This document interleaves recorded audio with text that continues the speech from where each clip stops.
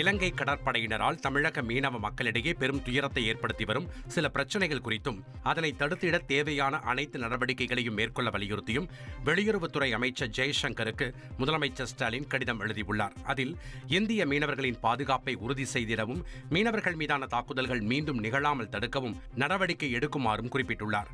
மேலும் கைப்பற்றப்பட்ட மீன்பிடி படகுகளை சேதப்படுத்தி கடலில் மூழ்கடிப்பதை தடுக்கவும் இலங்கை அரசால் கைது செய்யப்பட்ட மீனவர்களையும் 229 மீன்பிடி படகுகளையும் மீட்டு கொண்டு வருவதற்கு தேவையான அனைத்து நடவடிக்கைகளையும் விரைந்து எடுக்க வேண்டும் என்றும் கேட்டுக் கொண்டுள்ளார்.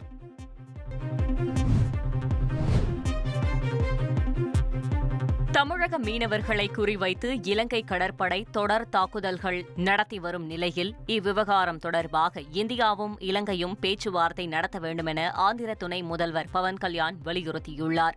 இது தொடர்பாக எக்ஸ் தளத்தில் பதிவிட்டுள்ள அவர், வங்கக்கடலில் 5 வெவ்வேறு என்னங்க இனி வீட்டு வேலையில கொஞ்சம் அதிக ஒத்தாசையா இருக்கணும். யா வேலை கிடைச்சதா? வேலையா? நான் பாஸ் ஆகணும்னு நினைக்கிறேன். எப்படி? பாஸ் வாலா பி தி பாஸ். தருணங்களில் தமிழக மீனவர்கள் 24 பேர் மீதான தாக்குதல் சம்பவம் வருத்தம் அளிப்பதாக குறிப்பிட்டுள்ளார். காயமடைந்த நாகை மீனவர்களின் வாழ்வாதாரம் பாதித்துள்ளது என்று குறிப்பிட்ட அவர், கடல் எல்லைகள் குறித்த புரிதலையும் மீனவர்களின் மரியாதை மற்றும் பாதுகாப்பை உறுதி செய்ய வேண்டியது கட்டாயம் எனவும் குறிப்பிட்டார்.